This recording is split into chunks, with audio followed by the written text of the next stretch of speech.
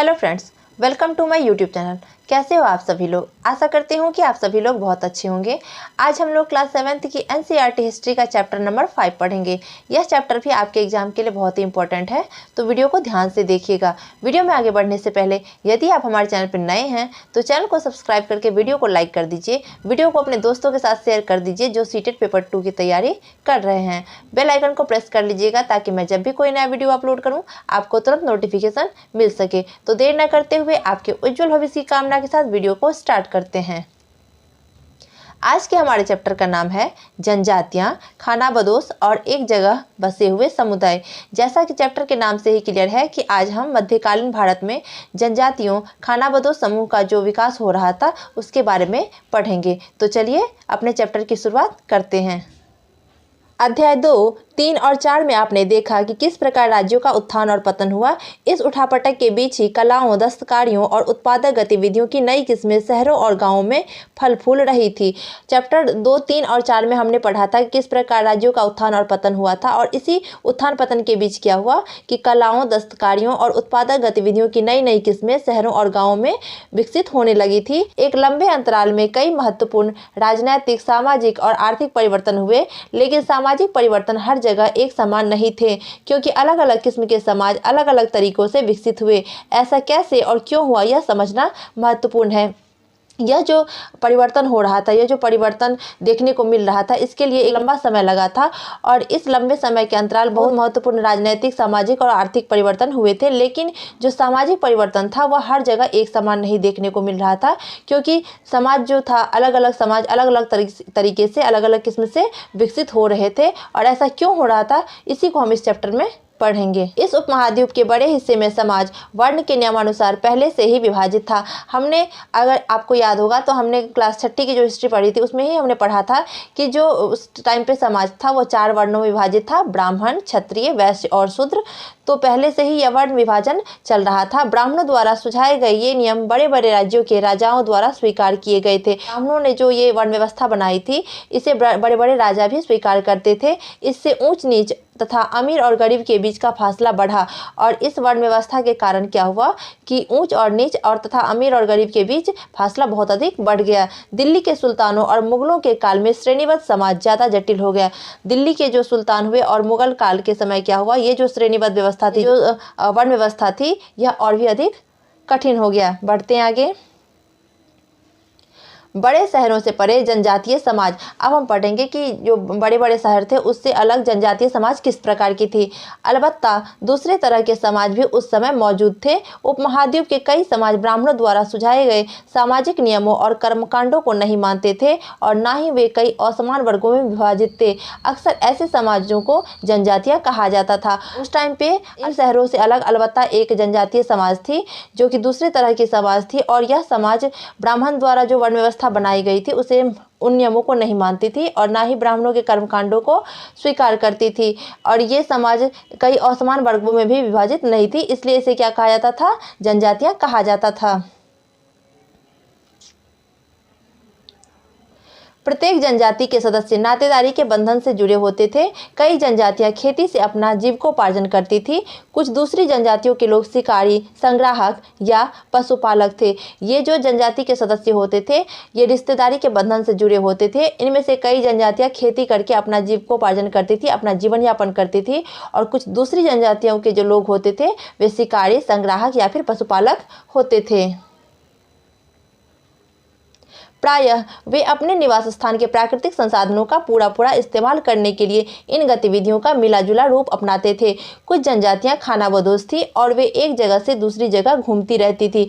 इनमें से कुछ जनजातियां जो थी वो खानाबदोश थी, जो कि एक जगह से दूसरी जगह पे घूमती रहती थी। जनजातीय समूह संयुक्त रूप से भूमि और चरगाहों पर नियंत्रण रखते थे और अपने खुद के बनाए नियमों के आधार पर परिवारों के बीच इनका बंटवारा करते थे। इस उपमहाद्वीप के विभिन्न हिस्सों में कई बड़ी जनजातियां फली फूली और भारतीय उपमहाद्वीप के बहुत बड़े हिस्से में कुछ बड़ी बड़ी जनजातियां विकसित हो रही थी। सामान्यतः ये जंगलों, पहाड़ों, रेगिस्तानों और दूसरी दुर्गम जगहों पर निवास करती थी। और ये जनजातियां कहाँ रहती थी? जंगलों में, पहाड़ों में, रेगिस्तानों और दूसरी जो दुर्गम जगह थी, जो मुश्किल जगह थी, वहाँ पर निवास करती थी। कभी कभी जाति विभाजन पर आधारित अधिक शक्तिशाली समाजों के साथ उनका टकराव होता था और कभी कभी जाति विभाजन पर आधारित जो ज़्यादा शक्तिशाली समाज होता था उसके साथ इनका टकराव होता था। कई मायनों में इन जनजातियों ने अपनी आज़ादी को बरकरार रखा और अपनी अलहदा संस्कृति को बचाया और कई मायनों में ये जो जनजातियाँ थी इन्होंने अपनी आज़ादी को, अपनी स्वतंत्रता को कायम रखा और अब इनकी जो संस्कृति थी जिनका नाम था अलहदा संस्कृति, इसको इन्होंने बचा के रखा। लेकिन जाति आधारित और जनजातीय समाज दोनों अपनी विविध किस्म की ज़रूरतों के लिए एक दूसरे पर निर्भर भी रहे। टकराव और निर्भरता के इस संबंध ने दोनों तरह के समाजों को धीरे धीरे बदलने का भी काम किया। लेकिन जो जाति आधारित समाज थी या फिर जनजातीय समाज थी, दोनों की जो अपनी आवश्यकताएं थी, विभिन्न प्रकार की जो ज़रूरतें थी, इसके लिए ये क्या करते थे, एक दूसरे पर निर्भर भी रहते थे और इन दोनों में आपस में टकराव भी हो जाता था, जिसके फलस्वरूप क्या हुआ कि दोनों तरह के समाजों को धीरे धीरे बदलने का मौका मिला। जनजातीय लोग कौन थे? अब हम पढ़ेंगे कि आखिर ये जनजातीय लोग कौन होते थे। समकालीन इतिहासकारों और मुसाफिरों ने जनजातियों के बारे में बहुत कम जानकारी दी है। जो उस टाइम के जो इतिहासकार हुए या फिर मुसाफिर हुए, उन्होंने जनजातियों के बारे में जो जानकारी दी है वह बहुत ही कम दी है। कुछ अपवादों को छोड़ दे तो जनजातीय लोग भी लिखित दस्तावेज नहीं रखते थे और ये जनजाति जो लोग थे वे भी लिखित दस्तावेज को नहीं रखते थे, लेकिन समृद्ध रीति रिवाजों और वाचिक मौखिक परंपराओं का वे संरक्षण करते थे। ये परंपराएं हर नई पीढ़ी को विरासत में मिलती थी। आज के इतिहासकार जनजातियों का इतिहास लिखने के लिए इन वाचिक परंपराओं का इस्तेमाल करने लगे हैं। ये जो जनजाति होते थे ये लिखित दस्तावेज नहीं रखते थे, लेकिन इनके जो रीति रिवाज होते थे इनका ये संरक्षण करते थे वाचिक या मौखिक रूप से, और ये परंपरा ये अपनी पीढ़ी को विरासत में प्रदान करते थे। आज के जो इतिहासकार हैं वह जनजातियों का इतिहास लिखने के लिए इन्हीं वाचिक परंपराओं का इस्तेमाल करते हैं। ओके, जनजातीय लोग भारत के लगभग हर क्षेत्र में पाए जाते थे। किसी भी एक जनजाति का इलाका और प्रभाव समय के साथ साथ बदलता रहता था। कुछ शक्तिशाली जनजातियों का बड़े इलाकों पर नियंत्रण था। जो जनजातीय लोग हैं वो भारत के लगभग हर क्षेत्र में पाए जाते थे और समय के साथ साथ इन जनजातियों का प्रभाव भी बदलता रहता था। कुछ शक्तिशाली जनजाति का बड़े इलाकों पर नियंत्रण होता था। पंजाब में खोखर जनजाति 13वीं और 14वीं सदी के दौरान बहुत प्रभावशाली थी। पंजाब में खोखर नामक जो जनजाति पाई जाती थी वह 13वीं और 14वीं शताब्दी में बहुत ही अधिक प्रभावशाली हो गई थी। यहाँ बाद में गख्खर लोग ज़्यादा महत्वपूर्ण हो गए और बाद में पंजाब में जो गख्खर जनजाति के लोग थे वह ज़्यादा ही महत्वपूर्ण हो गए। उनके मुखिया कमाल खान गख्खर को बादशाह अकबर ने मनसबदार बनाया था और गख्खर लोगों के जो मुखिया थे जिनका नाम था कमाल खान गख्खर, उनको जो मुगल बादशाह अकबर हुए उन्होंने अपना मनसबदार नियुक्त किया था। मुल्तान और सिंध में मुगलों द्वारा अधीन कर लिए जाने से पहले लंगाह और अरगुन लोगों का प्रभुत्व अत्यंत विस्तृत क्षेत्र पर था। उत्तर पश्चिम में एक और विशाल एवं शक्तिशाली जनजाति थी जिसका नाम क्या था? बलोच। भारत के उत्तर पश्चिमी भाग में एक और विशाल और शक्तिशाली जनजाति पाई जाती थी जिसका क्या नाम था? बलोच। अब मैं आपको इस मैप में एक बार दिखा दूं कि ये जनजातियाँ कहाँ कहाँ भारत में पाई जाती थी। आप यहाँ पर देख सकते हैं इमेज में, यह है भारत का उत्तर पश्चिमी भाग जहाँ पे बलोच जनजाति पाई जाती थी। यहाँ पे आप देख सकते हैं गख्खर जनजाति, खोखर जनजाति, ये सारी जनजातियों के नाम हैं जो कि भारत के विभिन्न क्षेत्रों में फैले हुए थे। बढ़ते हैं आगे। ये लोग अलग अलग मुखियों वाले कई छोटे छोटे कुलों में बटे हुए थे। बलोच जनजाति के लोग अलग अलग मुखियों वाले कई छोटे छोटे कुलों में बटे होते थे। पश्चिमी हिमालय में गड्डी गरड़ियों की जनजाति रहती थी। और पश्चिमी हिमालय में कौन सी जनजाति रहती थी? गड्डी गरड़ियों की जनजाति रहती थी। उपमहाद्वीप के सुदूर उत्तर पूर्वी भाग पर भी नागा, अहोम और कई दूसरी जनजातियाँ का पूरी तरह प्रभुत्व था। और भारतीय उपमहाद्वीप के उत्तर पूर्वी भाग पर नागा, अहोम और दूसरी जनजातियों का प्रभाव था। मौजूदा बिहार और झारखंड के कई इलाकों में 12वीं सदी तक चेर सरदारशाहियों का उदय हो चुका था। जो बिहार और झारखंड वाले इलाके हैं वहाँ पे 12वीं सदी तक चेर सरदारशाहियों का उदय हो चुका था। बादशाह अकबर के प्रसिद्ध सेनापति राजा मानसिंह ने 1591 में चेर लोगों पर हमला किया। जो मुगल बादशाह अकबर हुए उनके जो सेनापति थे जिनका नाम था राजा मानसिंह, उन्होंने 1591 ईस्वी में चेर लोगों पर आक्रमण किया था और उन्हें परास्त किया। उन्हें लूट कर अच्छा खासा माल इकट्ठा किया गया, लेकिन वे पूरी तरह अधीन नहीं बनाए गए। ये जो मानसिंह थे उन्होंने चेर लोगों पर तब आक्रमण करके अच्छा खासा धन लूट लिया, लेकिन इन्हें पूरी तरह अपने अधीन नहीं ले पाए। औरंगजेब के समय में मुगल सेनाओं ने चेर लोगों के कई इलाकों पर कब्जा किया और इस जनजाति को अपना अधीनस्थ बना लिया।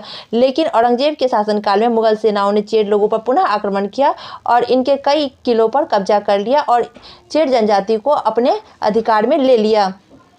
इस क्षेत्र में रहने वाली महत्वपूर्ण जनजातियों में मुंडा, संताल थे। यद्यपि ये उड़ीसा और बंगाल में भी रहते थे। और इस क्षेत्र में रहने वाले जो महत्वपूर्ण जनजाति थी उनमें कौन कौन से थे?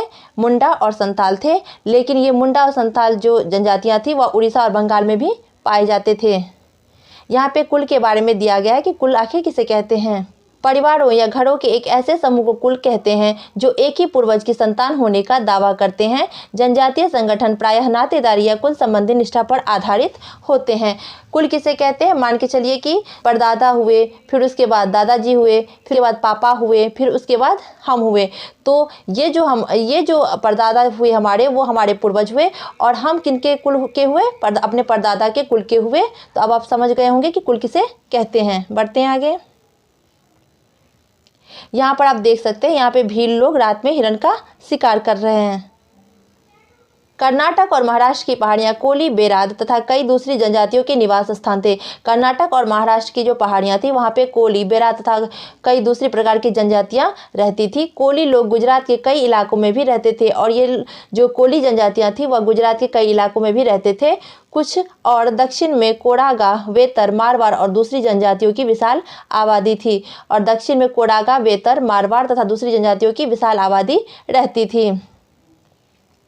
भीलों की बड़ी जनजाति पश्चिमी और मध्य भारत में फैली हुई थी। भीलों की जनजाति कहाँ पाई जाती थी? पश्चिमी और मध्य भारत में पाई जाती थी।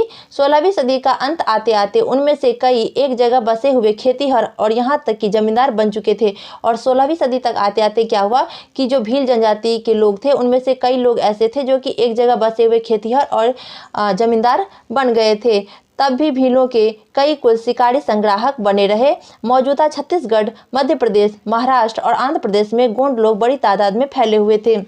लेकिन जो भील लोग कुछ जमींदार बन गए थे या फिर खेतीहर बन गए थे, इसके बाद भी कई भील लोग ऐसे भी थे जो कि शिकारी संग्राहक बने रहे। जो छत्तीसगढ़, मध्य प्रदेश, महाराष्ट्र और आंध्र प्रदेश नामक राज्य है वहाँ पे गोंड लोग बड़ी तादाद में रहते थे, बहुत बड़े इलाके में रहते थे। खानाबदोश और घुमंतू लोग कैसे रहते थे? अब हम पढ़ेंगे कि खानाबदोश और घुमंतू लोग किस प्रकार से अपना जीवन यापन करते थे। खानाबदोश चरवाहे अपने जानवरों के साथ दूर दूर तक घूमते रहते थे। उनका जीवन दूध और अन्य पशुचारी उत्पादों पर निर्भर था। जो खानाबदोश चरवाहे लोग होते थे वह जानवरों के साथ दूर दूर तक घूमते थे और उनका जीवन किस पर निर्भर होता था? दूध या फिर पशु से प्राप्त होने वाले अन्य उत्पादों पर निर्भर था।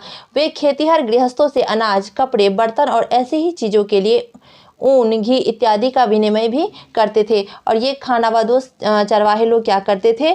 जो गृहस्थ लोग होते थे उनसे अनाज, कपड़े और बर्तन के बदले उन्हें घी और ऊन दिया करते थे। कुछ खानाबदोश अपने जानवरों पर सामानों की ढुलाई का काम भी करते थे। कुछ खानाबदोश लोग अपने जानवरों पर सामानों की ढुलाई का काम करते थे। एक जगह से दूसरी जगह आते जाते हुए सामानों की खरीद फरोख्त भी करते थे। और जब ये खानाबदोश लोग एक जगह से दूसरी जगह जाते थे तो इन्हें जो भी सामान सस्ता मिलता था ये उन्हें खरीद लेते थे और फिर दूसरी जगह जाके उन्हें ऊँचे दामों पर बेच देते थे। यहाँ पे घुमंतू व्यापारियों के बारे में कुछ पॉइंट्स दिए गए हैं, एक बार मैं आपको पढ़ के सुना दूँ। घुमंतू व्यापारियों की श्रृंखलाएं भारत को बाहरी दुनिया से जोड़ती थी। यहाँ मेवा इकट्ठे करके उसे ऊँटों पर लादा जा रहा है। मध्य एशिया के व्यापारी ऐसी वस्तुएं भारत लाते थे और बंजारे एवं अन्य व्यापारी उन्हें स्थानीय बाजारों तक पहुँचाते थे। आप यहाँ पर देख सकते हैं इमेज में, यहाँ पे ऊँटों पर सामान को लादा जा रहा है। बढ़ते हैं आगे।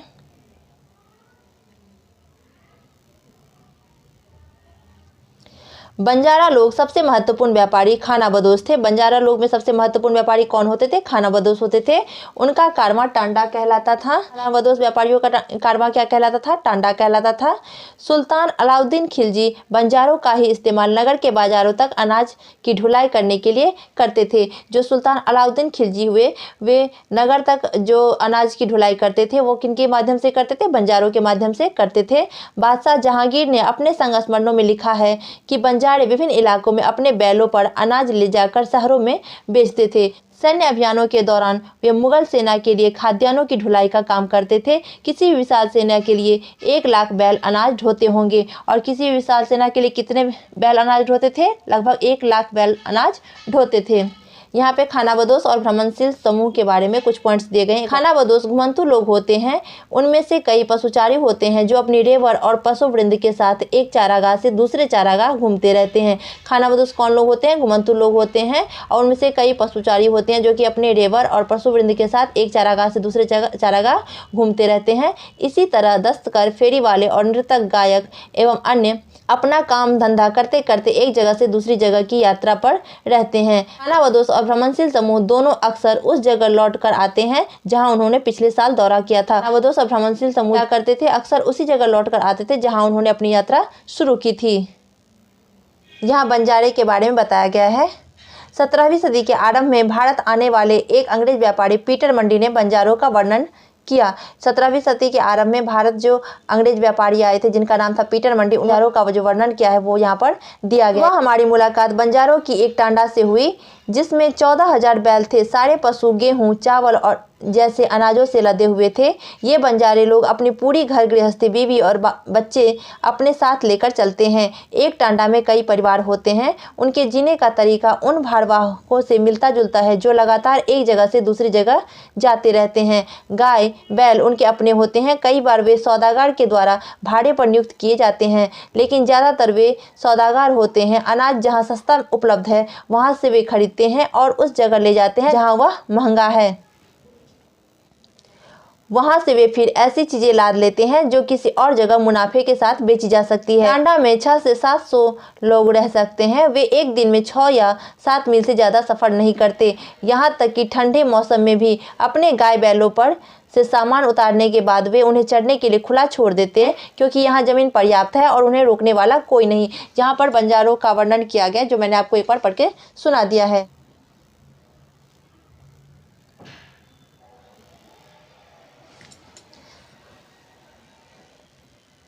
कई पशुचारी जनजातियां मवेशी और घोड़ों जैसे जानवरों को पालने पोसने और संपन्न लोगों के साथ उन्हें बेचने का काम करती थी। जो कई पशुचारी जनजातियां होती थी वह मवेशी और घोड़ों जैसे जानवरों को पालने का काम करती थी और उन्हें संपन्न लोगों के हाथों बेचने का काम करती थी। छोटे मोटे फेरी वालों की विभिन्न जातियां भी एक गाँव से दूसरे गाँव भ्रमण करती थी। ये लोग रस्सी, सरकंडे की चीजें, फूस की चटाई और मोटे बोरे जैसे माल बनाते और बेचते थे। और जो छोटे मोटे फेरी वाले होते थे वे भी एक गाँव से दूसरे गाँव भ्रमण करते थे।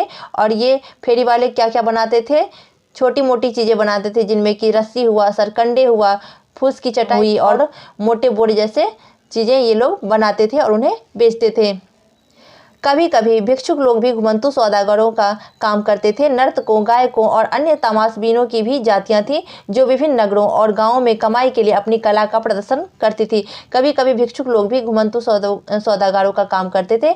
नर्तक, गायक और जो अन्य तमाशबीन होते थे उनकी भी जातियाँ पाई जाती थी जो विभिन्न नगरों और गाँवों में कमाई के लिए क्या करते थे? अपनी कला का प्रदर्शन करते थे। यहाँ पे आपको कांस्य मगरमच्छ इमेज में दिख रहा है जो कि कोंड जनजाति द्वारा बनाया गया है, जो कहाँ से संबंधित है? उड़ीसा से संबंधित है। बढ़ते हैं आगे। बदलता समाज, नई जातियां और श्रेणियां। अब समाज जो था वो बदल रहा था। अब नई नई जातियों और श्रेणियों का विकास हो रहा था, तो इसके बारे में अब हम पढ़ेंगे। ओके। जैसे जैसे अर्थव्यवस्था और समाज की जरूरतें बढ़ती गई, नए हुनर वाले लोगों की आवश्यकता पड़ी। वर्णों के भीतर छोटी छोटी जातियां उभरने लगी। जैसे जैसे अर्थव्यवस्था का विकास हो रहा था, समाज की जरूरतें भी बढ़ गई थी और नए हुनर वाले लोगों की आवश्यकता महसूस हो रही थी। वर्णों के भीतर जो उस टाइम पे समाज 4 वर्णों में विभाजित था, ब्राह्मण, क्षत्रिय, वैश्य और शूद्र, उसके अंदर भी छोटी छोटी जातियां बनने लगी थी। उदाहरण के लिए ब्राह्मणों के बीच नई जातियां सामने आई, और इसका एग्जाम्पल देख सकते हैं कि ब्राह्मणों के बीच नई नई जातियां सामने आ रही थी। दूसरी ओर कई जनजातियों और सामाजिक समूहों को जाति विभाजित समाज में शामिल कर लिया गया और उन्हें जातियों का दर्जा दे दिया गया। और इसके विपरीत दूसरी ओर क्या था? कई जनजातियों और सामाजिक समूहों को जाति विभाजित करके समाज में शामिल कर लिया गया था और उन्हें जातियों का दर्जा प्रदान किया गया था। विशेषज्ञता प्राप्त शिल्पियों, सुनार, लोहार, बढ़ई और राजमिस्त्री को भी ब्राह्मणों द्वारा जातियों के रूप में मान्यता दे दी गई। और जो सुनार हुए, लोहार, बढ़ई और राजमिस्त्री थे, उनको भी ब्राह्मणों द्वारा जाति का दर्जा प्रदान किया गया। वर्ण की बजाय जाति समाज के संगठन का आधार बनी। पहले जो समाज वर्ण पर आधारित था, अब समाज जो था वह जाति पर आधारित हो गया था। ओके, जाति पर विचार विमर्श। वर्तमान तमिलनाडु के तिरुचिरापल्ली तालुक में स्थित उय्याकोंडन उदयार के 12वीं शताब्दी के अभिलेख में ब्राह्मणों की एक सभा के विचार विमर्श का वर्णन मिलता है। यहाँ पे ब्राह्मणों की एक सभा का विचार विमर्श यहाँ पे दिया गया है। वे रथ करो, जिसका शाब्दिक अर्थ होता है रथ बनाने वाले लोग, की सामाजिक स्थिति पर विचार विमर्श कर रहे थे। उन्होंने इस जाति के कामकाज तय किए जिनमें वास्तुकला, रथों और गाड़ियों का निर्माण, मंदिर द्वारा बनाना, मूर्तियां स्थापित करना, बलि के लिए लकड़ियों के बने साज सामान तैयार करना, मंडप बनाना, राजा के लिए जेवर बनाना इत्यादि काम शामिल थे। 11वीं और 12वीं सदी तक आते आते क्षत्रियों के बीच नए राजपूत गोत्रों की ताकत में काफ़ी इजाफा हुआ। 11वीं और 12वीं सदी तक आते आते क्या हुआ, जो क्षत्रिय, जो वर्ण व्यवस्था में जो क्षत्रिय समाज था, उसके बीच राजपूत गोत्रों की ताकत में बहुत अधिक वृद्धि हुई। वे हून, चंदेल, चालुक्य और कुछ दूसरी वंश परंपराओं से आते थे। और ये जो राजपूत लोग थे वो कहाँ से संबंधित थे? हून, चंदेल, चालुक्य और दूसरी वंश परंपराओं से संबंधित थे। इनमें से कुछ पहले जनजातियों में आते थे और बाद में कई कुल राजपूत मान लिए गए। इनमें से जो कुछ थे वो पहले जनजाति के रूप में आते थे, लेकिन बाद में इन्हें राजपूत मान लिया गया। धीरे धीरे उन्होंने पुराने शासकों की जगह ले ली, विशेषतः कृषि वाले क्षेत्रों में। यहाँ कई तरह के परिवर्तन हो रहे थे और शासकों ने शक्तिशाली राज्यों के निर्माण में अपनी संपदा का इस्तेमाल किया। और यहाँ पे कई तरह के परिवर्तन देखने को मिल रहे थे और जो उस टाइम पे शासक थे उन्होंने शक्तिशाली राज्य का निर्माण करने के लिए अपनी धन संपत्ति का उपयोग किया। शासकों के रूप में राजपूत गोत्रों के उदय के उदाहरण का जनजातीय लोगों ने अनुसरण किया। शासकों के रूप में जो राजपूत गोत्रों का उदय हो रहा था उनका जनजातीय लोगों ने अनुसरण किया। धीरे धीरे ब्राह्मणों के समर्थन से कई जनजातियां जाति व्यवस्था का हिस्सा बन गई और ब्राह्मणों का समर्थन पाकर कई जनजातियां जाति व्यवस्था का हिस्सा बन गई। लेकिन केवल प्रमुख जनजातीय परिवार ही शासक वर्ग में शामिल हो पाए। लेकिन कुछ प्रमुख जनजातीय परिवार जो थी वही शासक वर्ग में शामिल हो पाए थे। उनकी बहुसंख्यक आबादी छोटी जातियों में ही जगह बना पाई। दूसरी तरफ पंजाब, सिंध और उत्तर पश्चिमी सरहद की प्रभुत्वशाली जनजातियों में ने काफ़ी पहले इस्लाम को अपना लिया था। और दूसरी तरफ क्या था कि पंजाब, सिंध और उत्तर पश्चिमी सरहद की जो प्रभुत्वशाली जनजातियां थी उन्होंने बहुत पहले ही इस्लाम धर्म को अपना लिया था। वे जाति व्यवस्था को नकारते रहे और ये लोग जाति व्यवस्था को नकारते थे, उन्हें नहीं मानते थे। सनातनी हिंदू धर्म के द्वारा प्रस्तावित गैर बराबरी वाली सामाजिक व्यवस्था इन इलाकों में बड़े पैमाने पर स्वीकार नहीं की गई। और सनातनी हिंदू धर्म के द्वारा जो प्रस्तावित गैर बराबरी वाला जो सामाजिक व्यवस्था था उन्हें इन इलाकों में बड़े पैमाने पर स्वीकार नहीं किया गया था। राज्यों की उत्पत्ति जनजातीय लोगों के बीच हुए सामाजिक बदलाव से गहराई से संबंधित है। जो राज्यों की उत्पत्ति हो रही थी उसका संबंध जनजातीय लोगों के बीच जो सामाजिक बदलाव हो रहा था उससे था। हमारे इतिहास के इस महत्वपूर्ण हिस्से के 2 उदाहरण नीचे उल्लेखित हैं, जिसका 2 उदाहरण यहाँ पे नीचे दिया गया है। अब हम उसके बारे में एक एक करके पढ़ेंगे। नज़दीक से एक नज़र गोंड। अब हम लोग गोंड जनजाति के बारे में पढ़ेंगे। गोंड लोग गोंडवाना नामक विशाल वन प्रदेश में रहते थे। गोंड लोग कहाँ रहते थे? गोंडवाना नामक वन प्रदेश में रहते थे। वे स्थानांतरीय कृषि अर्थात जगह बदल बदल कर खेती करते थे। और गोंड जाति के जो लोग थे, जनजाति के लोग, ये लोग स्थानांतरीय कृषि करते थे जो कि जगह बदल बदल कर की जाती है। विशाल गोंड जनजाति कई छोटे छोटे कुलों में बटी हुई थी। गोंडों की जो विशाल जनजाति थी वह कई छोटे छोटे कुलों में बटी हुई थी। प्रत्येक कुल का अपना राजा या राय होता था और प्रत्येक कुल का अपना एक राजा होता था और राय होता था। जिस समय दिल्ली के सुल्तानों की ताकत घट रही थी उसी समय कुछ बड़े गोंड राज्य छोटे गोंड सरदारों पर हावी होने लगे थे। जिस समय दिल्ली के सुल्तानों की ताकत कम पड़ रही थी उसी समय क्या हुआ कि जो कुछ बड़े गोंड राज्य जो थे वह छोटे गोंड सरदारों पर अपना आधिपत्य कायम करने लगे थे। अकबर के शासनकाल के एक इतिहास अकबरनामा में उल्लेखित है कि गढ़कटंगा के गोंड राज्य में 70,000 गांव थे। जो मुगल शासक अकबर हुए उनके शासनकाल में जो अकबरनामा लिखी गई जिसकी रचना अबुल फजल ने की थी उसमें यह उल्लेखित किया गया है कि गढ़कटंगा नामक जो गोंड राज्य था उसमें कितने गाँव थे? 70,000 गाँव थे। स्थानांतरीय कृषि। यहाँ पे स्थानांतरीय कृषि के बारे में दिया गया है कि स्थानांतरीय कृषि किसे कहते हैं? किसी वन प्रांत के पेड़ों और झाड़ियों को पहले काटा और जलाया जाता है, उसकी राख में ही फसल बो दी जाती है। जब यह जमीन अपनी उर्वरता को खो देती है तब जमीन का दूसरा टुकड़ा साफ किया जाता है और इसी तरह से फसल उगाई जाती है। स्थानांतरीय कृषि के अंतर्गत क्या होता है कि पहले पेड़ों और झाड़ियों को पहले तो जलाया जाता है, काट कर जलाया जाता है, फिर उसकी जो राख होती है उसी में फसल को बो दिया जाता है। और जब वह ज़मीन अपनी उर्वरा शक्ति को खो देता है, फिर इसी प्रकार की प्रक्रिया दूसरे ज़मीन पर की जाती है। ऐसे ही करके वहाँ पे फसल उगाया जाता है। ओके।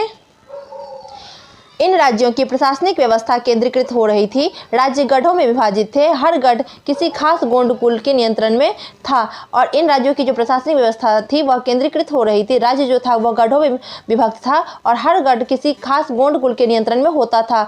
पुनः 84 गांवों की इकाइयों में विभाजित होते थे। गढ़ पुनः 84 गांवों की इकाइयों में विभाजित होते थे, जिन्हें 84 कहा जाता था। और इसे क्या कहा जाता था? 84 कहा जाता था। 84 का उपविभाजन बड़होतों में होता था, जो 12-12 गांवों को मिलाकर बनते थे। 84 को फर्दर जो विभाजित किया जाता था वह बड़होतों में किया जाता था, जो कि 12-12 गांवों को मिलाकर होता था। बड़े राज्यों के उदय ने गोंड समाज के चरित्र को बदल डाला। उनका मूलतः बराबरी वाला समाज धीरे धीरे असमान सामाजिक वर्गों में विभाजित हो गया। ब्राह्मण लोगों ने गोंड राजाओं से अनुदान में भूमि प्राप्त की और अधिक प्रभावशाली बन गए। क्या हुआ कि जब बड़े राज्यों का उदय हुआ तो गोंड समाज की जो स्थिति थी वह बहुत ही बदल गई। ब्राह्मण लोग जो गोंड राजा होते थे उनसे दान में जो भूमि प्राप्त करते थे या फिर धन प्राप्त करते थे उससे अधिक ही प्रभावशाली हो गए थे। गोंड सरदारों को अब राजपूतों के रूप में मान्यता प्राप्त करने की चाहत हुई। अब क्या हुआ कि जो गोंड सरदार थे उनको ऐसा लगने लगा कि उन्हें राजपूत के रूप में मान्यता मिलनी चाहिए। इसलिए गढ़कटंगा के गोंड राजा अमन दास ने संग्राम शाह की उपाधि धारण की और इसी चाहत में जो गढ़कटंगा के गोंड राजा थे जिनका नाम था अमन दास, उन्होंने संग्राम शाह की उपाधि धारण की। ओके। उसके पुत्र दलपत ने महोबा के चंदेल राजपूत राजा सालबहान की पुत्री राजकुमारी दुर्गावती से विवाह किया और संग्राम शाह के पुत्र जिनका नाम था दलपत, उन्होंने महोबा के चंदेल राजपूत राजा सालबहान की पुत्री का नाम था दुर्गावती, उनसे विवाह किया। दलपत की मृत्यु कम उम्र में ही हो गई। रानी दुर्गावती बहुत योग्य थी और उसने अपने 5 साल के पुत्र वीर नारायण के नाम पर शासन की कमान संभाली। जो दलपत नामक राजपूत राजा थे उनकी मृत्यु बहुत ही कम उम्र में हो गई थी, जिसके फलस्वरूप क्या हुआ कि रानी दुर्गावती की बहुत ही योग्य महिला थी, उन्होंने अपने 5 वर्षीय पुत्र जिसका नाम था वीर नारायण, उनके नाम पर शासन की कमान संभाली। उसके समय में राज्य का और अधिक विस्तार हुआ और चूंकि दुर्गावती थी बहुत ही योग्य महिला थी, उन्होंने अपने राज्य का खूब विस्तार किया। 1565 में आसिफ खान के नेतृत्व में मुगल सेनाओं ने गढ़कटंगा पर हमला किया। 1565 में क्या हुआ? आसिफ खान के नेतृत्व में जो मुगल सेना थी उन्होंने गढ़कटंगा पर हमला किया। रानी दुर्गावती ने इसका जमकर सामना किया, उसकी हार हुई और उसने आत्मसमर्पण करने की बजाय मर जाना बेहतर समझा। जो मुगल सेना ने गढ़कटंगा पर आक्रमण किया तो दुर्गावती ने उसका जमकर सामना किया, लेकिन फिर भी दुर्गावती की हार हुई। लेकिन दुर्गावती ने आत्मसमर्पण करने के बजाय मर जाना ज़्यादा बेहतर समझा। उसका पुत्र भी तुरंत बाद लड़ता हुआ मारा गया और इसके फलस्वरूप उसका पुत्र भी लड़ते हुए वीरगति को प्राप्त हुआ। गढ़कटंगा एक समृद्ध राज्य था। इसने हाथियों को पकड़ने और दूसरे राज्यों में उनका निर्यात करने के व्यापार में खासा धन कमाया।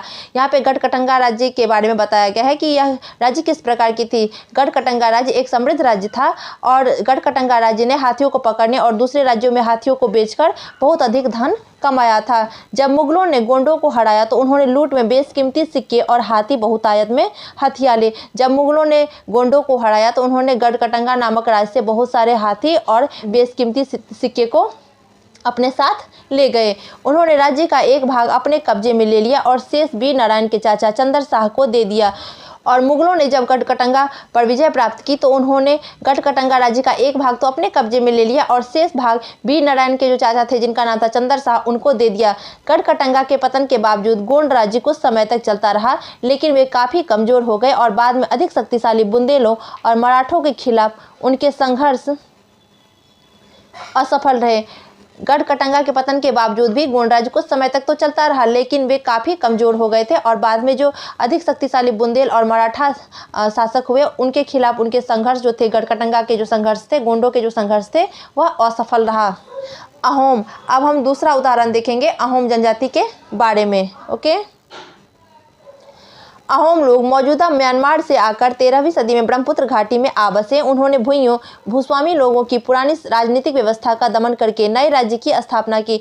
अहोम लोग जो थे, जो कहाँ पाए जाते थे, जो म्यांमार हम जानते हैं, म्यांमार से आकर 13वीं सदी में ब्रह्मपुत्र घाटी में बस गए थे और उन्होंने भूस्वामी लोगों की पुरानी राजनीतिक व्यवस्था का दमन किया और नए राज्य की स्थापना की। 16वीं सदी के दौरान उन्होंने चुटियों और कोचहाजों के राज्यों को अपने राज्य में मिला लिया। 16वीं सदी में अहोम जनजाति ने चुटियों और कोचहाजों के राज्यों को अपने राज्य में मिला लिया था। उन्होंने कई अन्य जनजातियों को भी अधीन कर लिया। अहोमों ने एक बड़ा राज्य बनाया और इसके लिए 1530 के दशक में ही इतने वर्षों पहले आग्नेय अस्त्रों का इस्तेमाल किया। अहोम जनजातियों ने एक बड़ा राज्य कायम किया और इसके लिए इन जनजातियों ने 1530 के दशक में ही आग्नेय नामक अस्त्रों का इस्तेमाल करना शुरू कर दिया था। 1660 तक आते आते वे उच्च स्तरीय बारूद और तोपों का निर्माण करने में सक्षम हो गए थे और इसी के फलस्वरूप 1660 ईस्वी तक आते आते इन अहोम जनजातियों ने उच्च स्तरीय बारूद और तोपों का निर्माण करना शुरू कर दिया था। लेकिन अहोम लोगों को दक्षिण पश्चिमी से कई आक्रमणों का सामना करना पड़ा। 1662 में मीर जुमला के नेतृत्व में मुगलों ने अहोम राज्य पर हमला किया। लेकिन क्या था कि अहोम लोगों को दक्षिण पश्चिम से भी कई आक्रमणों का सामना करना पड़ा था। 1662 ईस्वी में मीर जुमला के नेतृत्व में मुगलों ने अहोम राज्य पर आक्रमण किया। बहादुरी से सामना करने के बावजूद अहोम लोगों की पराजय हुई और इस युद्ध में भले ही अहोम लोगों ने कितनी भी बहादुरी दिखाई हो, लेकिन फिर भी इस युद्ध में अहोमों की पराजय हुई। लेकिन उस क्षेत्र पर मुगलों का प्रत्यक्ष नियंत्रण ज़्यादा समय तक बना नहीं रह सका।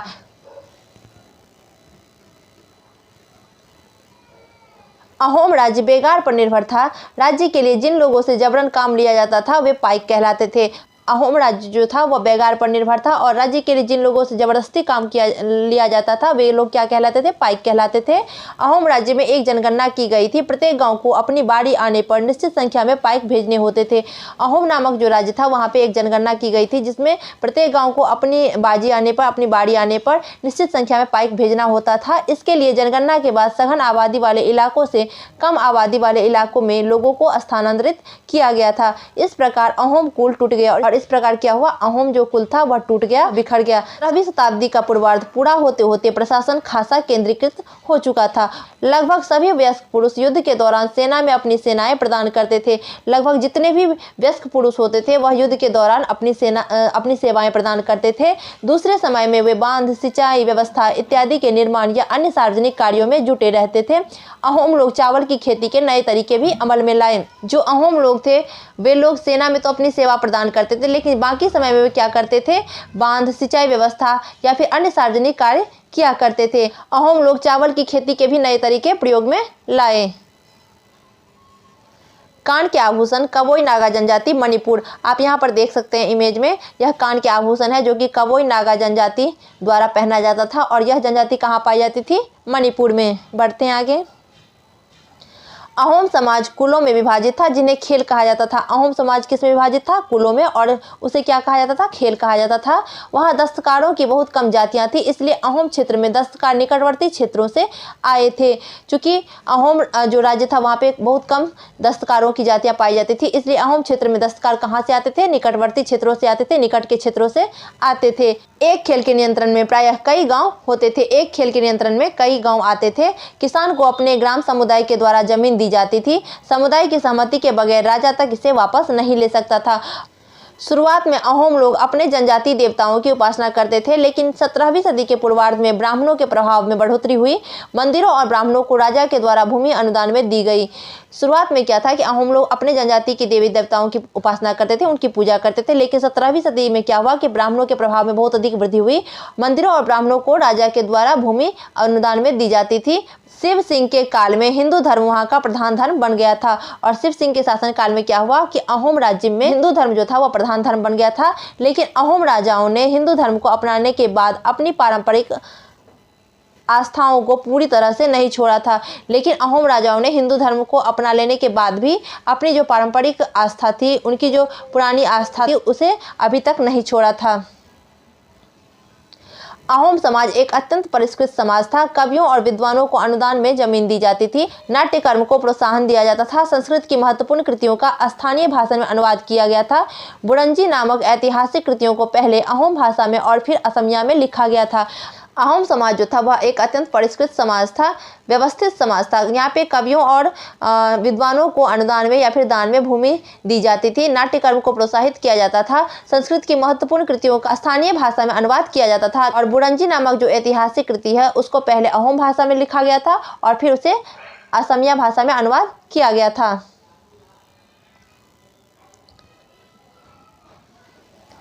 निष्कर्ष। अब यहाँ पर पूरे चैप्टर का निष्कर्ष दिया गया है। हमने जो कुछ भी ऊपर पढ़ा है उसको छोटे शब्दों में यहाँ पे बताया गया है। तो एक बार मैं आपको पढ़ के सुना देती हूँ। जिस युग की हम चर्चा करते आए हैं उस युग के दौरान उपमहाद्वीप में काफ़ी सामाजिक परिवर्तन हुआ। वर्ण आधारित समाज और जनजातीय लोग एक दूसरे के साथ लगातार संपर्क में आते रहे। इस आदान प्रदान ने दोनों तरह के समाजों में अनुकूलन और बदलाव की प्रक्रिया चलाई। बहुत सी विभिन्न प्रकार की जनजातियां थी और उन्होंने विभिन्न प्रकार की जीविकाएं अपनाई। कालांतर में उनमें से कई जाति आधारित समाज में शामिल हो गई, लेकिन कईयों ने जाति व्यवस्था और सनातनी हिंदू धर्म दोनों को ही नकार दिया। कुछ जनजातियों ने सुसंगठित प्रशासनिक व्यवस्था वाले विस्तृत राज्यों की स्थापना की। इस तरह वे राजनीतिक रूप से ताकतवर हो गए। इसने उन्हें बृहत्तर और अधिक जटिल राज्यों और साम्राज्य के साथ संघर्ष की स्थिति में ला खड़ा किया। तो आज का हमारा चैप्टर यहीं पे समाप्त होता है। आई होप कि आपको वीडियो पसंद आया होगा। यदि आपको वीडियो पसंद आया है तो वीडियो को लाइक, शेयर और चैनल को सब्सक्राइब करना ना भूलें। और हाँ, यदि आपको कोई अपना सुझाव या फिर सजेशन देना है तो आप अपना सुझाव निश्चित ही कमेंट बॉक्स में लिखें। मैं ज़रूर उस पर काम करूँगी। मिलते हैं नेक्स्ट वीडियो में, तब तक के लिए अपना ध्यान रखें। Thank you.